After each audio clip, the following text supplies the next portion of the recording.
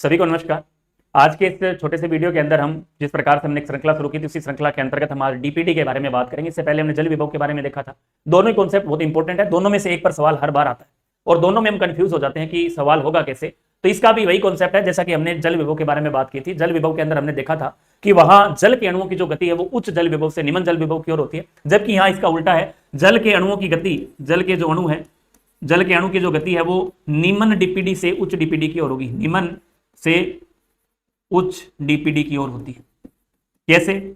इसमें सबसे पहले हमें ये पहचान करनी है कि ये सवाल में जल विभव की बात कर रहा है या डीपीडी। तो ये हमें कंफर्म है क्योंकि यहाँ किसी भी प्रकार का माइनस का निशान या फाई पी फाई एस नहीं दे रखे हैं, ओपी और टीपी दे रखा है, वो भी पॉजिटिव के रूप में। तो इसका मतलब ये कंफर्म है कि सवाल के अंदर वह डीपीडी की बात कर रहा है, जल की डिमांड, डिफ्यूजन, प्रेशर, डेफिनेट की बात कर रहा है। इसमें हमें केवल जल के अणुओं की दिशा ज्ञात करनी है। इस सवाल में यदि ये सवाल ऐसा होता तो हम कंफ्यूज नहीं होते, जैसा कि हमने जल विभव में देखा था कि स्पष्ट था किस प्रकार से हम इसका उत्तर निकाल सकते थे।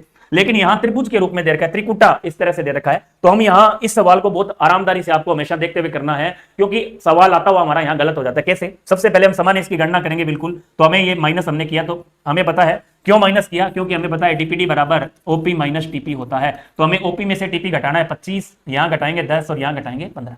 ये कॉन्सेप्ट हमारा हो गया। इसके बाद हम देखेंगे कि निम्न डीपीडी से उच्च डीपीडी की ओर, तो हम निम्न से मतलब 10 का मान 25 से क्या है, छोटा है, तो निम्न से उच्च की ओर। इनमें बात करें तो 15 से 25 बड़ा है, तो इसका भी निम्न से उच्च की ओर। और इधर भी हमारा क्या है, 10 छोटा है और 15 बड़ा है, तो निम्न से उच्च की। इस प्रकार का कॉन्सेप्ट इसमें लगेगा कि जल के अणुओं की दिशा कम डीपीडी से अधिक डीपीडी की ओर होगी। अब यहां हम इन ऑप्शन को लेकर भी हम कंफ्यूज होते हैं कि ऑप्शन में आएगा कौन सा। तो आप इन ऑप्शन को पहले इस प्रकार से कच्ची गणना आप कर लें रफ पेज के ऊपर, पेपर के ऊपर या रफ कार्य के ऊपर, ताकि आपका उत्तर गलत ना हो, क्योंकि ये निशान आपको सभी मिलते जुलते हुए लग रहे हैं। लेकिन इसका एक कॉन्सेप्ट है जो आपका उत्तर निकालेगा कौन सा, निम्न से उच्च की ओर। जल के अणुओं की जो दिशा है कम डीपीडी से अधिक डीपीडी की ओर होगी। ऐसा हमने देखा था कि जल विभव के अंदर उच्च जल विभव से निम्न जल विभव की ओर होती है।